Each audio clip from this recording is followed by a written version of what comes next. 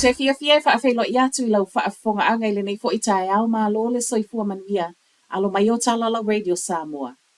Tala to mua le asolua, e le o ngā tasi le whaamoemoe ngol mālo I au na I le whaitau wafe o lo maua benefiti I ngā luenga. Ai e le I umatu le lua afe tolu se fulu, ma le alunga le o lo o iai nei. Ta utino le pale mio ni usila Christopher Luxon ananafi, e le o whai ngofie ma o le ua whai isi a wale fesoa soani ai I tangata e sa ili ngā luenga. O fesoa soani nei le ngata o le wha au popo ilo I longa I tatawana whaia, ai wha ape ai ma le iai o le fesoa soani mō tangata ta ito o tasi, e ta ito o luai a o su e ngā luenga.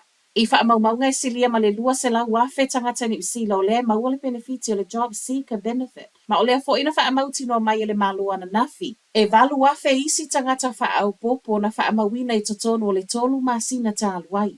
A to e te pai sini le malo na whaewa mai le amatanga o le tausanga. O le aema na o ia umane le lua afe tolu se fulu wo e se le isi lima se fulu afe mai le benefiti le nei le job seeker. E fallinga mai, e le tau nuu, ma ua whai mai le pale mia e whainga tau na tau nuu.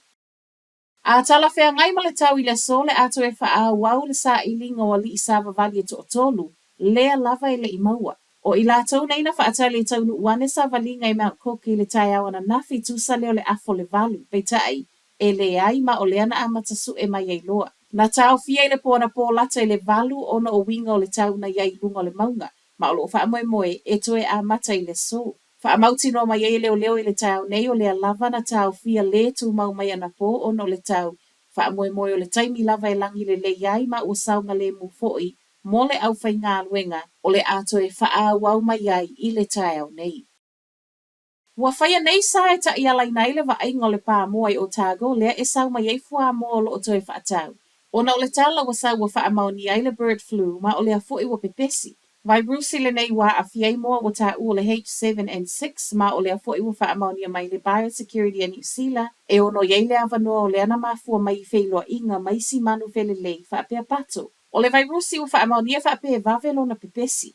Ma ua whai mai ele matanga luenga le primary industries. O lea ua ia tau fia le tu maule lai sene wha whaatau wa ele pisinisi le nei ana ina le pā moa, le mainland poultry, ma e tau fia sa ia mauti noa wa saunga le mu.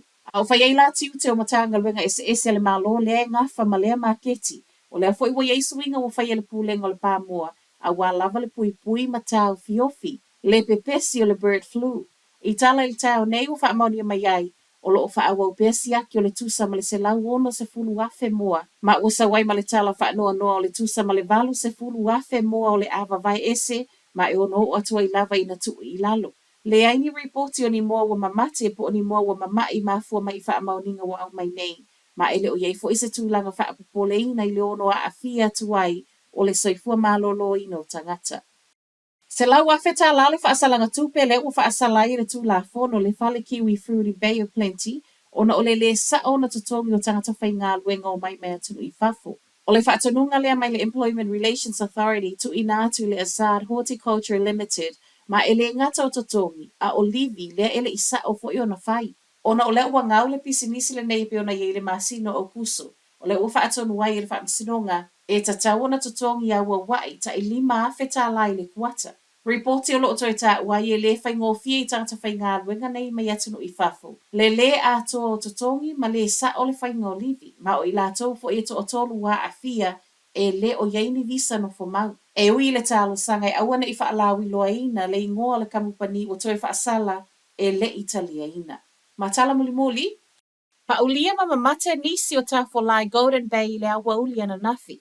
Tolu sifuru ma le fitu tā fo la pa ulia me le tau le tasi la ulia na nafi e tusa wha maoninga, ale matanga luenga o wha sau. Mai lea o wha ia tu wha atasia talafo o wha maonia mai e lua tā fo la o mamati. O le toi ave I tai o tā fo la ma wha avai o lea na wha ia sui ala o wha ngā luenga wha pēr nisi o tangata na o fo ane la lato fesoa soani. Ma o lea wasa wai mai a pa ulia o le isi wha se furu tā fo la o le tu a inga lava e tasi. O Pilot Wales I le matawhangai ruakaka I le vaiaso tāluai, ma o leana mamati ai fo I tā fo lai wha.